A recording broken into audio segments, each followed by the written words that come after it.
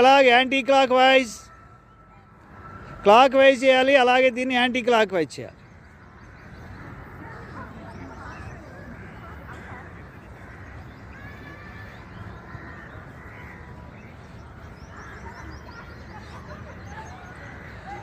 అలాగే కాల్ని అలాగే కింద తీసుకోండి, 90 degrees తీసుకుని అలాగే నెమ్మది కింద తీసుకోండి.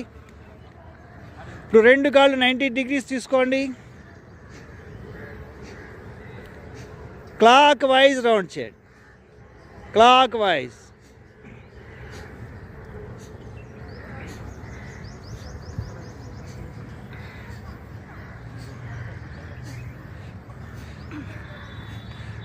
మళ్ళీ యాంటీ క్లాక్ వైజ్,